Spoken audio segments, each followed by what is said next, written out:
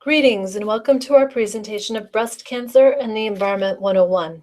My name is Connie Engel and I am the Science and Education Manager here at the Breast Cancer Fund.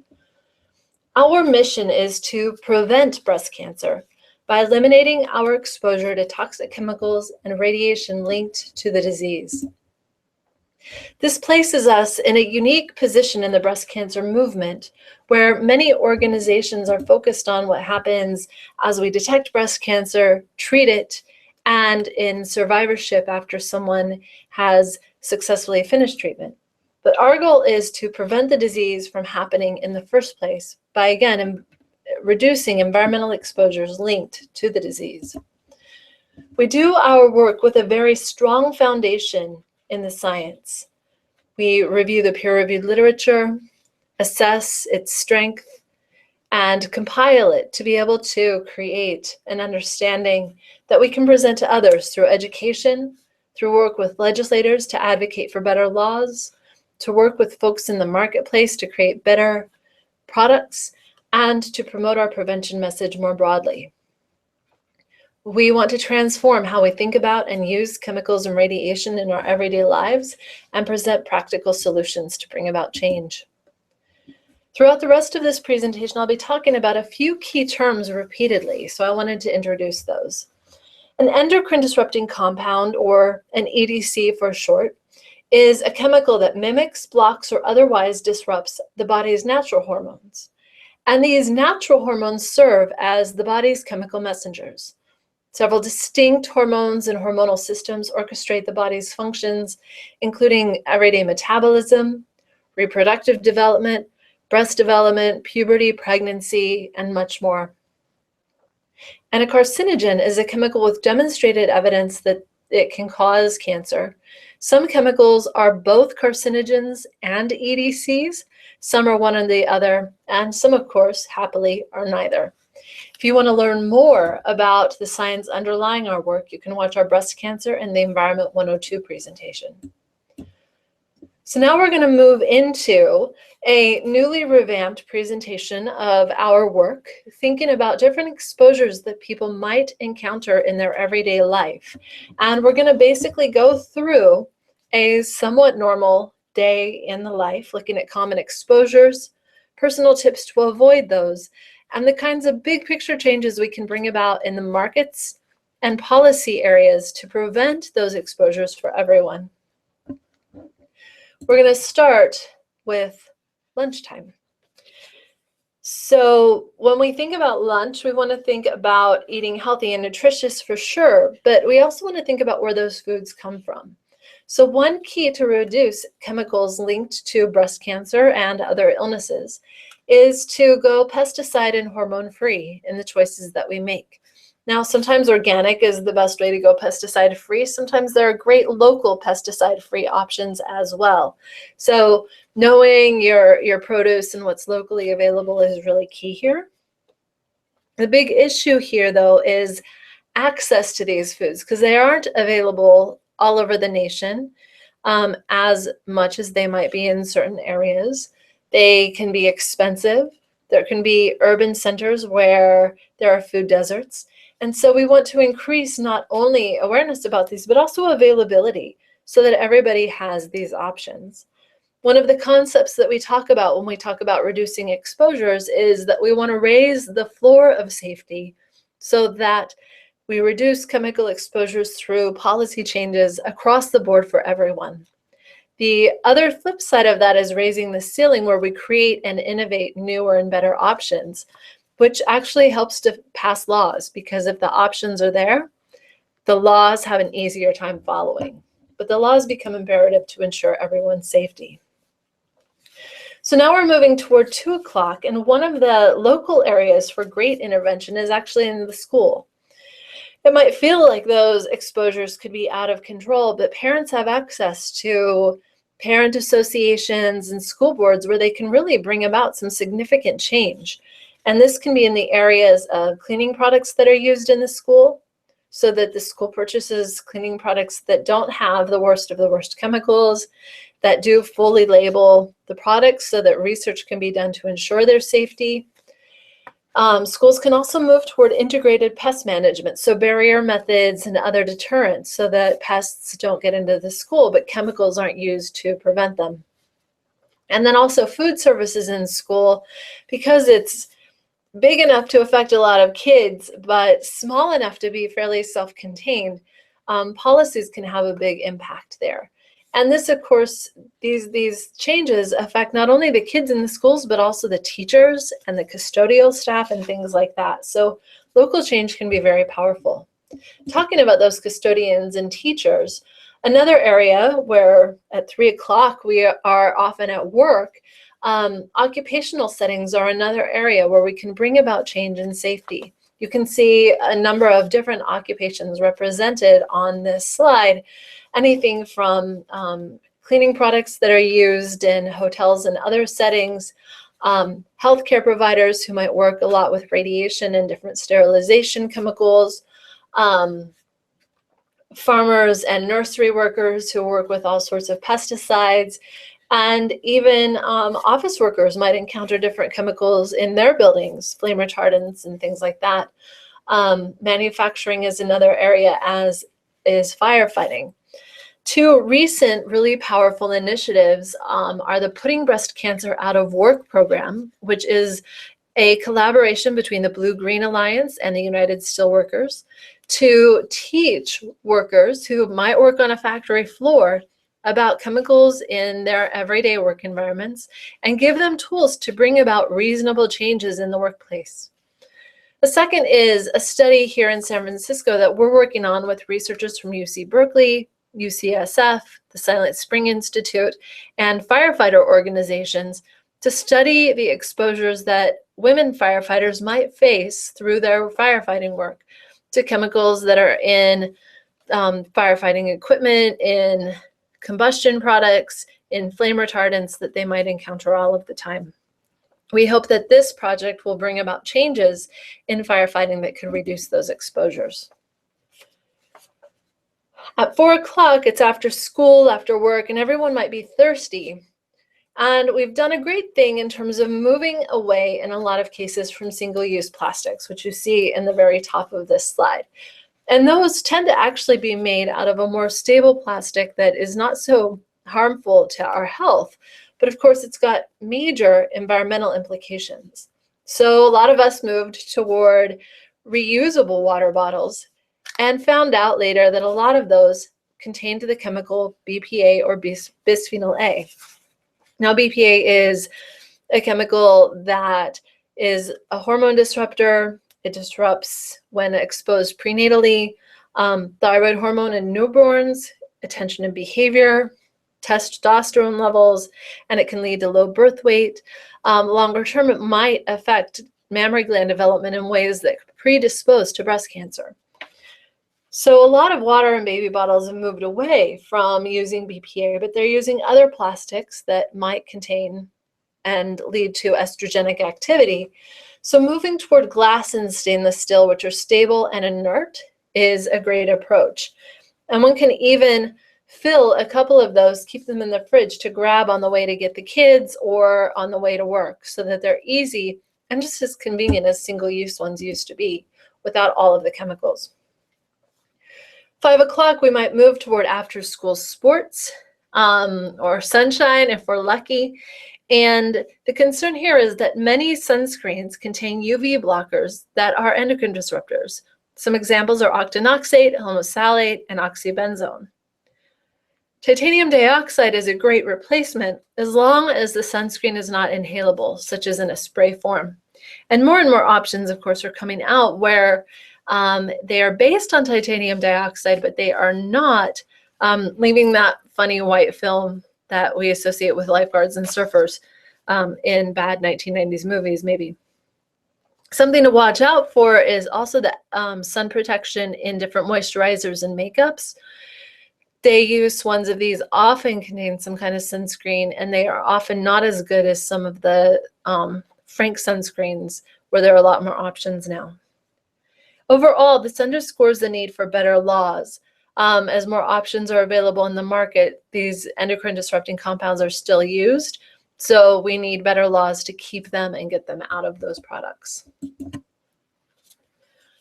6 p.m. we roll around toward dinner time, and the first thing we want to do is wash up. And washing our hands has some great benefits. Certainly during flu season and cold season, we're reducing germ exposure, but it also reduces toxic exposures to chemicals that might linger in dust. And a lot of chemicals actually accumulate in household dust, such as flame retardants and others. So washing our hands can be a great way to actually reduce environmental exposures, but we want to avoid the chemical triclosan, which is really common in antibacterial soaps. It's got a complex combination of endocrine disrupting effects, affecting everything from the estrogen system, testosterone system, and the thyroid system. And a study by the FDA itself found that washing one's hands with triclosan actually had no added benefit over good old soap and hot water. So it's not necessary, and it exposes us to a pretty nasty chemical. So wash your hands, but without triclosan. 7 o'clock rolls around and we might be eating dinner. And whether you're cooking or someone else is, it's great to avoid cans. We already talked about the chemical BPA, which has been mostly phased out of drinking water bottles and actually banned from infant bottles and sippy cups by the FDA. But it's still common in the lining of food cans, and where it is being phased out there, there's a huge lack of disclosure about what's replacing it. And if we don't know what's replacing it, we certainly can't evaluate whether those replacements are safe. So while we're calling on companies to tell us what those replacements are and to determine which ones are better for us, it's good to limit canned food consumption. In addition, the way that we prepare our food can have an effect on exposures. So you see in the upper right of this slide, a nonstick food pan, which can contain the chemical PTFE, or as it's commonly called, Teflon, and the chemical PFOA is used to create that Teflon. And that is a particularly concerning chemical that has been linked to cancer, endocrine disruption, delayed puberty, and reproductive toxicity. So going with glass, cast iron, and stainless steel food prep options can also help reduce exposures to chemicals of concern. Rolling around to 8 o'clock, it might be the post-dinner cleanup, and I hope that someone's doing this that wasn't cooking. So choosing cleaning products, there is no law that requires a company to disclose the ingredients in their cleaning products. As a result, we may or may not know if our cleaning products include chemicals of concern. It's very hard to evaluate. There are, of course, some excellent companies whose business model includes full disclosure of those ingredients, which is excellent. And there are also very great approaches to be able to make your own cleaning products, whether through a mix of white vinegar and water, which makes a great glass cleaner, or baking soda, which can work great to remove soap scum or work in the laundry. But ultimately, this is an area where legislation is necessary to require ingredient disclosure across the board and completely and fully. As we move toward 9 p.m., we can green our bedtime routine by changing the products that we use all the time. It's still the case that many personal care products contain concerning chemicals such as endocrine disruptors, various contaminants in the products linked to cancer, and even some ingredients that are absolutely carcinogens. So as a result, it's important to read labels, to use apps like Think Dirty, which lets you scan the barcode of a product, determine its safety and what's in it, and choose safer options. But again, here's an area where we need some legislation to ensure that across the board, the products that we pick off the shelves are safe for everyone, no matter the price point, no matter where you're buying them. And also to ensure that fragrance is disclosed, because on many personal care products, you'll just see the word fragrance, which can stand in for dozens of chemicals many of which might be hormone disruptors and some which might even be carcinogens. Moving toward 10 o'clock, this might be the kids are in bed and it's time to have some quiet time watching movies on computers or tablets. Key here is that lots of chemicals are used to create our electronics, things like lead, lithium, cadmium, various solvents, and even flame retardants can be in our computers and tablets. What this means is that good occupational controls are imperative, and also that good disposal is available and that we take advantage of that. So choose a company that automatically recycles some of the components of their products, or electronic takebacks where the city or county helps dispose of those properly. A question that comes up here is often related to whether the electromagnetic fields of our computers and electronics might be affecting breast cancer risk. And overall, the data on that are inconclusive and quite mixed. So with regard to breast cancer, the data just aren't demonstrating a strong indication that there's a concern. However, the International Agency for Research on Cancer has considered EMFs, or non-ionizing radiation, as possible carcinogens due to some limited data that links it to childhood leukemia.